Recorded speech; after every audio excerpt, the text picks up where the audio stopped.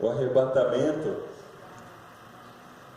Para a gente começar esse tema e entender o que a palavra de Deus quer conosco sobre isso, sobre a volta de Cristo e o arrebatamento, eu tenho que fazer uma pergunta para você. Por que você quer ir para o céu? Eu estou pressupondo que todo mundo aqui quer ir para o céu, né? Acho que é essa a ideia, né? Todo mundo quer ir para o céu, mas por quê? Para ter paz, o que mais? Porque lá é bom, não precisa trabalhar. Muito bom. Não vai ter choro, nem sofrimento. O que mais? Eu quero ter capacidade de fazer o melhor e ver Cristo face a face. Aí, gente, a gente chega no coração. Eu não quero dizer que vocês estavam errados, mas eu quero dizer que quase. Porque se o seu motivo de ir para o céu é uma questão de preocupação consigo mesmo, você já está errado no começo. Eu quero ir para o céu porque afinal de contas eu não quero ir para o inferno, não quero sofrer, eu quero paz, eu quero tudo isso. É uma questão de eu quero e é uma preocupação comigo, enquanto a palavra de Deus está preocupada em qual é a vontade de Deus e que a salvação é seu encontro com o Salvador. Tudo isso é consequência do encontro com Cristo. Por que você quer ir para o céu? E a nossa primeira resposta devia ser: porque eu vou encontrar face a face com o meu Senhor, que eu criei tanto, que eu chorei diante dele, que eu falei com ele e não ouvia muitas vezes a voz dele, e ali eu vou poder ouvir, e ali eu vou poder ver, ali eu vou poder abraçar, ali eu vou poder estar e não sentir falta de nada, porque eu tenho ele. Essa é a resposta que nós vamos encontrar no texto principal da Bíblia, e o único que fala de arrebatamento na forma como se fala por aí, que é 1 Tessalonicenses capítulo 4, versículos 13 a 18, que nós vamos abrir juntos agora. Irmãos, queremos que vocês saibam a verdade a respeito dos que já morreram, para que não fiquem tristes como ficam aqueles que não têm esperança. Nós cremos que Jesus morreu e ressuscitou, e assim cremos também que depois que Jesus vier, Deus o levará de volta, e junto com ele levará os que morreram crendo nele. De acordo com o ensinamento do Senhor, afirmamos a vocês o seguinte: nós, os que estivermos vivos no dia da vinda do Senhor, não iremos antes daqueles que já morreram. Porque haverá o grito de comando, e a voz do arcanjo, e o som da trombeta de Deus, e então o próprio Senhor descerá do céu. Aqueles que morreram crendo em Cristo ressuscitarão primeiro. Então nós, os que estivermos vivos, seremos levados nas nuvens junto com eles, para nos encontrarmos com o Senhor no ar. E assim ficaremos para sempre com o Senhor. Portanto, animem uns aos outros com essas palavras. Pode deixar a sua Bíblia aberta.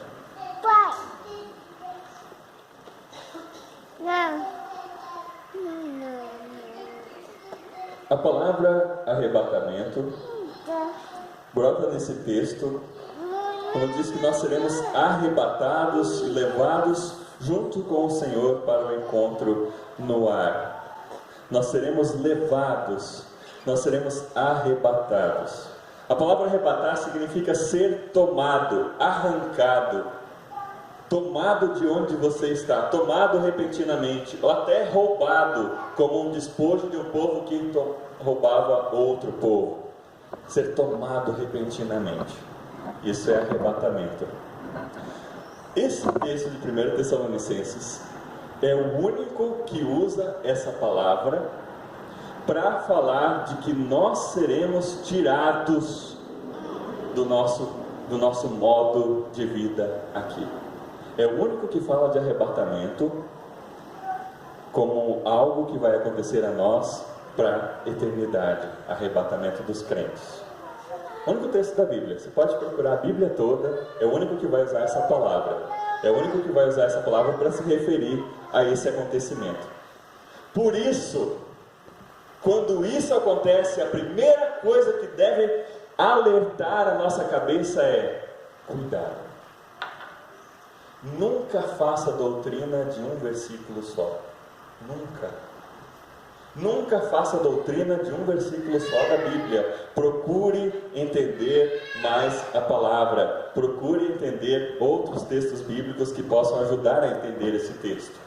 Por isso, quando a gente lê só esse versículo, entende literalmente e vai buscar outros textos, acaba acontecendo alguns erros. E eu vou mostrar um vídeo, e também a imagem do culto, que mostra isso. Não cheguei a tempo. Não é culpa sua. Você entrou em contato com a segurança e eles não ouviram. Você fez tudo o que pôde. Temos que achar o Dean.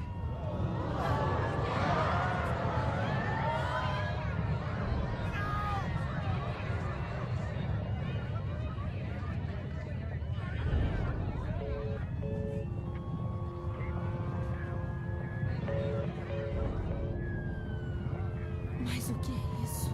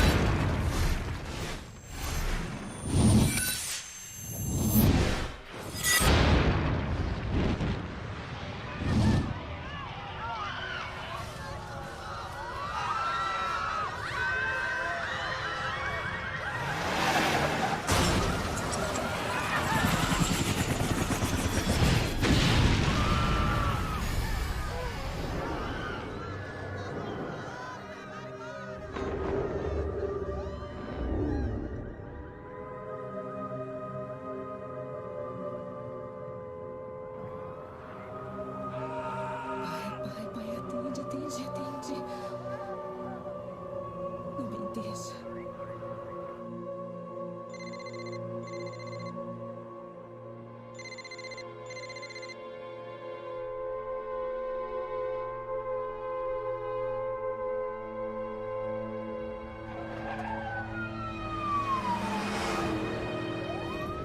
Eve.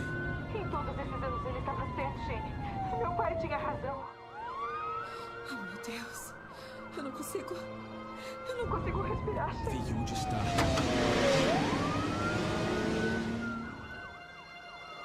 Você não Não tem ideia do que vamos encontrar. depressa, Shane. Eve. Eu tô indo até aí. Eu tô a caminho.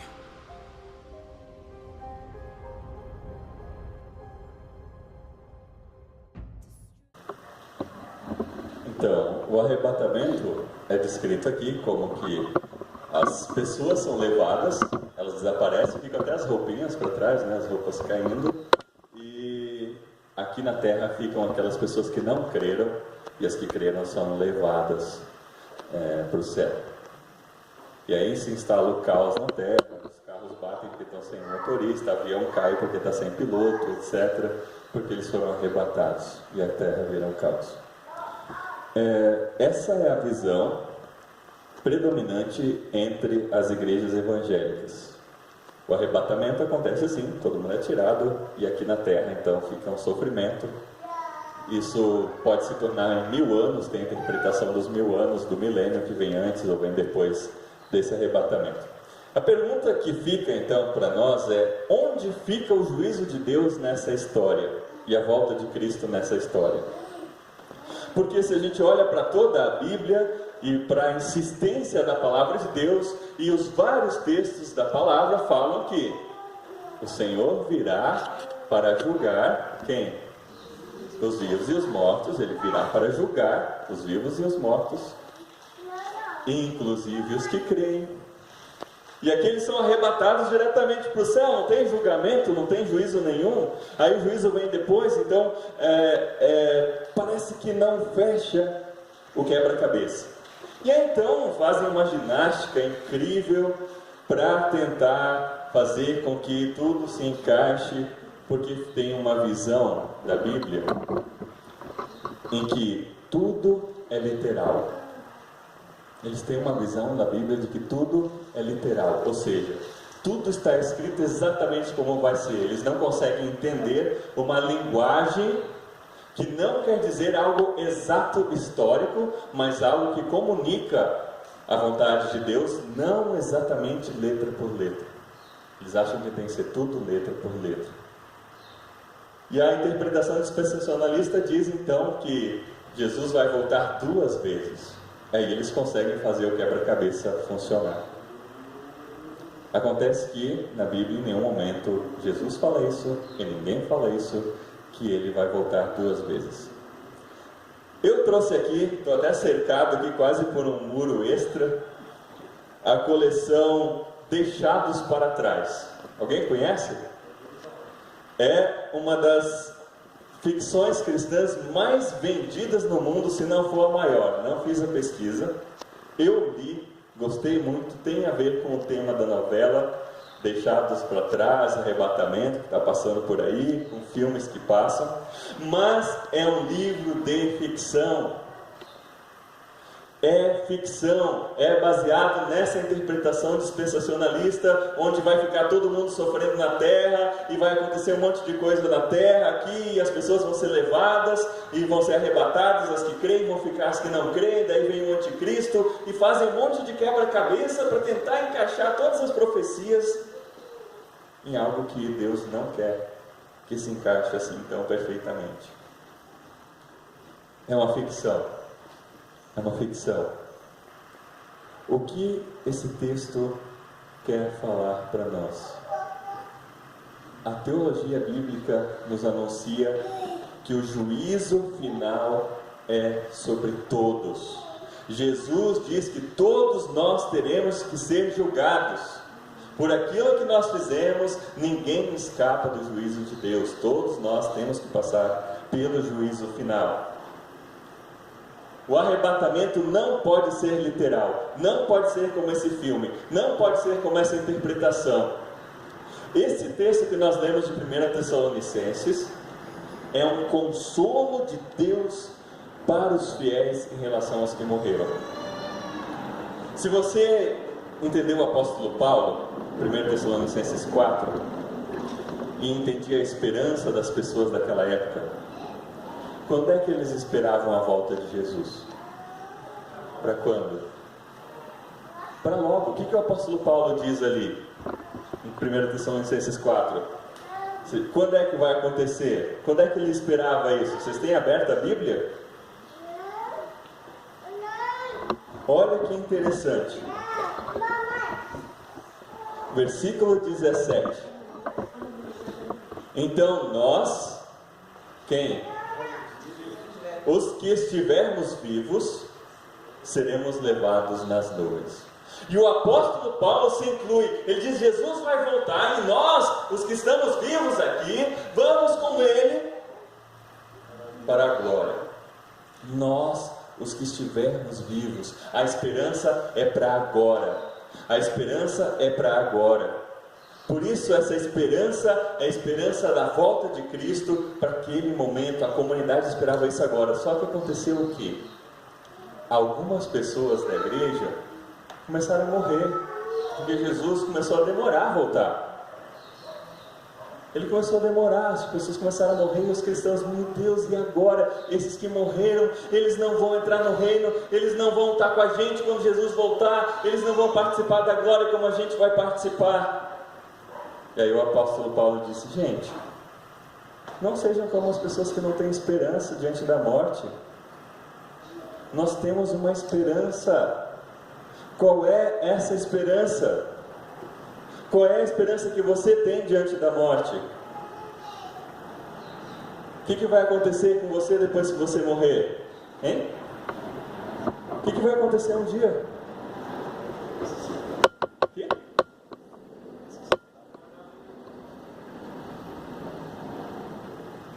ixi, não está firme o negócio. Estavam precisando dessa pregação, né? Não está firme, você não sabe o que vai acontecer. Por isso que a gente é levado pelo Espiritismo para lá e para cá, diz, vai reencarnar, aí a gente diz, na próxima vida não sei o quê. Coitado de nós, a gente tem que ter mais esperança que isso. A gente tem que ter mais esperança. A gente tem que saber o que vem depois. O consolo da palavra de Deus não é infantil, dizendo, ele foi para o céu. Não tem isso na Bíblia, morreu, foi para o céu. Onde você enxerga isso na Bíblia? Lê a Bíblia inteira e mostra.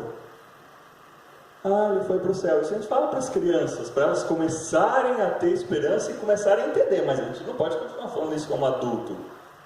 Está no céu porque morreu, foi para o céu. Não está. Não sejam ignorantes em relação àqueles que fazem o quê?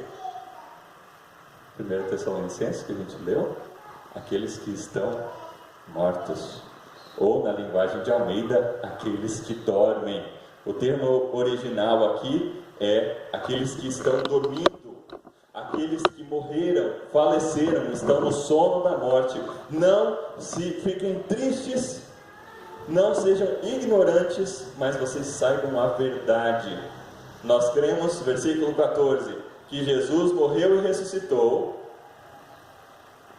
Isso também, e aí 1 Coríntios 15, 20, isso é a garantia de que os que estão mortos vão ressuscitar. O que vai acontecer comigo depois que eu morrer? Um dia eu vou ressuscitar, eu vou ficar morto. Eu vou ficar morto. Não tem isso de alma ir para o céu, de alma ir para o inferno, de alma ficar separado do corpo, passeando por aí. Eu vou estar morto, esperando a volta de Cristo, onde eu serei ressuscitado. As pessoas que eu amo serão ressuscitadas. Serão ressuscitadas porque Jesus é o primeiro que mostra isso e que isso deve acontecer assim também com cada um de nós. E quando nós formos ressuscitados, nós seremos reunidos como povo de Deus. Nós ressuscitaremos para a glória. O arrebatamento não pode ser literal, mas nós precisamos encontrar um consolo em relação àqueles que morreram e encontrar paralelamente também um consolo para nós diante da morte e encontrar em Mateus 24 a mesma expectativa que o apóstolo Paulo tinha, a mesma expectativa nós precisamos ter, porque é a expectativa que Jesus mostrava que precisamos ter também. Nós, os que estivermos vivos. Quando Jesus vai voltar? Quando? Nós não sabemos. Nós não sabemos. Mas a gente deveria responder logo. Quando Jesus vai voltar? Logo. Logo. Mas isso significa hoje? Logo significa amanhã? Logo significa 10 anos? Logo significa 200 anos? Ou logo significa 1000 anos? Não sei, mas é logo. A minha esperança é que é logo. É logo, está aí. Ele manda a gente esperar dessa forma, está aí. Não podemos viver como se isso não fosse acontecer. Mas nós não podemos viver como se nós fôssemos tirados do mundo. Não tem problema que vai ter sofrimento no mundo, afinal de contas eu vou ser arrebatado para o céu e os outros que se lasquem. Não é isso, não é essa mensagem bíblica. Não é uma importância só comigo mesmo, a minha paz e o meu bem-querer. O consolo da ressurreição nos faz olhar também para o próximo. Deus então julgará depois e separará o seu povo para viver eternamente com Ele. Para viver eternamente com Ele. Essa é a questão, viver com Ele. Não só uma questão de ter paz, não só uma questão de não ter sofrimento, mas de viver com Ele. E o que a gente faz então com esse texto que fala que nós vamos nos encontrar com o Senhor no ar? Então significa que a gente vai voar lá para cima e aí encontrar com Deus no ar. Qual outro versículo da Bíblia que fala sobre algo que está no ar? Abre Efésios capítulo 2, 1 e 2, alguém, por favor, de ler.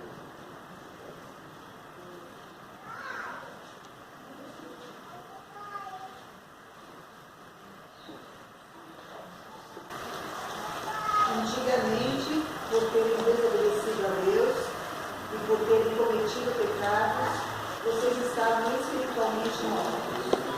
Naquele tempo, vocês seguiam o mau caminho deste mundo e faziam a vontade daquele que governa os poderes espirituais do espaço. O Espírito que agora controla os que desobedecem a Deus. É uma pena a tradução aí colocou espaço, mas a tradução literal seria o espírito, o príncipe da potestade do ar, como diz a linguagem de Almeida, o príncipe dos poderes do ar, que governa aqueles que estão debaixo do pecado, que é quem? O demônio, o diabo, os demônios. O diabo é aquele, como diz a palavra, que tem o poder sobre aqueles que estão debaixo do pecado. E ele mora onde? Mora onde? Gente, olha só. A gente acha que o diabo está lá no inferno. Quem colocou essa M na nossa cabeça? De que o diabo está lá no inferno, os anjinhos estão no céu, lá em cima. Onde está isso na Bíblia? O inferno está preparado também para o diabo sofrer lá. Ele não é o chefão lá, ele é o que mais sofre lá no inferno quando Jesus voltar. Ele não vai estar com garfinho, nem com caldeirão, nem dando risadinha. Mas tem nos filmes o caldeirão do diabo também. Tem a bruxa também, né? Tá bom. Gente, o mal vai ser destruído quando Jesus voltar. Mas o mal não está lá embaixo no inferno. Quando a Bíblia diz ele está aí, por aí. Ele está aí. O diabo está por aí. Ele é o príncipe do que está aí nesse mundo. Aí quando a palavra em 1 Tessalonicenses diz que nós vamos nos encontrar com Jesus no ar, ele está dizendo assim, nós vamos nos encontrar onde o cara lá manda, só que ele não vai mandar mais. Onde o diabo manda, ele não vai mandar mais, porque nós vamos nos encontrar com Jesus nesse lugar. Não vai ter mais domínio do mal. É isso que a 1 Tessalonicenses está dizendo, quando vamos nos encontrar no ar. E as nuvens também representam a manifestação daquilo que é a presença de Deus. No Antigo Testamento, quando Deus ia na frente do povo no deserto, como é que ele ia? Uma coluna de nuvem. Quando Jesus se transfigurou no monte, o que tinha em volta dele? Nuvem. Quando Jesus subiu aos céus, ele sumiu aonde? Nas nuvens. É manifestação da presença de Deus. Nós estaremos diante de Deus. Nós estaremos diante de Cristo, nesse invólucro de um acontecimento divino que representa a nuvem. Acontece que mesmo o arrebatamento não sendo como as pessoas dizem, não sendo como a grande maioria dos evangélicos fundamentalistas dizem, ainda assim a nossa esperança é que Cristo volta. Isso é certo. Cristo volta. A volta de Cristo é iminente. Ele não vai esperar a gente estar reunido num culto. Lá em Mateus 24, a gente leu, diz que vai estar 2 pessoas lá trabalhando no campo. Uma vai ser levada e a outra vai ser deixada. 2 pessoas vão estar dormindo de repente. Uma vai ser levada e a outra deixada. Não significa levada que você agora é arrebatado e que o outro deixado vai sofrer aqui na terra. Mas esse levado é a separação que Deus vai fazer após o juízo final do seu povo, daqueles que creem para a eternidade. E os que são deixados, então, são deixados para condenação, não para passar aqui na terra, mais alguma coisa. Não haverá tempo para dizer para Jesus, mas Jesus, eu até queria ter acreditado, mas Jesus, desculpa aí que eu não acreditei, agora que eu estou te vendo, né, me leva também. Não vai ter tempo para isso.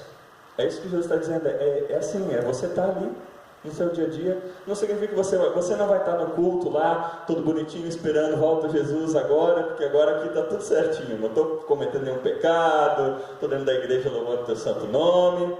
Mas Jesus vai voltar na hora que de repente você está lá, no teu trabalho, de repente está fazendo algo que não devia lá, ele vai voltar e vai você vai ter que estar ali na presença dele. Estavam fazendo isso e agora?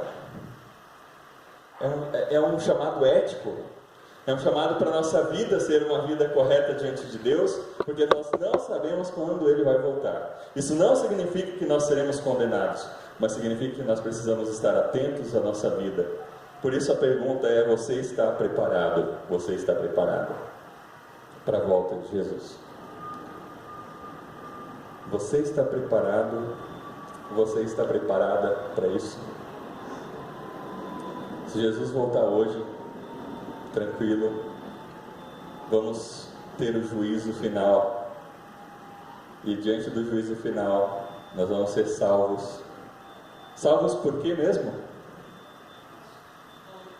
Porque nós teremos Cristo na nossa vida. Não porque nós conseguimos fazer tudo o que era necessário, não porque nós conseguimos fazer todas as coisas, mas porque nós tivemos Cristo em nossa vida. A volta não ocorre em tempos calculados em que ela é esperada. O juízo se dará baseando-se em nossa fé em Jesus e como vivemos essa fé no nosso dia a dia. Se é uma fé viva, que é botada em prática, ou se é uma fé morta, vivida só dentro da igreja. Deus vai olhar para a nossa vida e enxergar se Jesus estava em nós ou não. E se Ele estava, vai ser a maior alegria. A gente não sabe detalhes. A Bíblia não dá detalhes. Ela não está interessada em como você vai se sentir lá. Ela está interessada em nosso encontro com o Senhor. E quando a gente tiver o Senhor, a gente não vai sentir falta de mais nada. O juízo se dará baseado em nossa fé. Então o veredito para aquele que crê em Jesus Cristo é: você está salvo. Por isso, não importa muito na Bíblia o como isso será. Todos esses livros e toda essa preocupação em descrever em detalhes como vai ser a tribulação, os 1000 anos, os 7 anos, a primeira volta, a segunda volta, a ressurreição, o juízo, aí depois acontece que o paraíso não é bem paraíso, daí acontece um problemão lá. Não é isso. A palavra de Deus nos alerta para estarmos com Cristo hoje, vivendo a nossa fé, levando essa fé para as outras pessoas, para que elas estejam conosco lá também na eternidade. Levando essa fé a outras pessoas para que elas tenham esperança, não sejam como as pessoas que vivem nesse mundo sem sentido, achando que a morte é o ponto final. Ela não é o ponto final, e também não é assim que a sua alma vai automático, mas é uma questão de ressuscitar e estar na presença de Deus e viver com Cristo, e diante do juízo final receber o veredito: salvação para quem estiver com Cristo, ou condenação para quem não estiver. Por isso, o meu desafio para você nessa manhã é estar alerta, como Jesus disse. A gente não sabe o dia nem a hora. É viver a sua fé na prática, confiar inteiramente em Jesus e não em promessas falsas de coisas que prometem esperança para você. E em segundo lugar, o meu desafio é: seja uma pessoa missionária. Ame a pessoa da sua volta e mostre para elas que Jesus é a salvação. Não se preocupe só com a sua salvação. Preocupe-se com o amor de Deus revelado, para que esse amor alcance outras pessoas também. Mostre a essas pessoas que Jesus é o caminho, que Ele vai voltar e que Ele quer nos encontrar, nos levar para junto dele, para vivermos para sempre com Ele. Amém.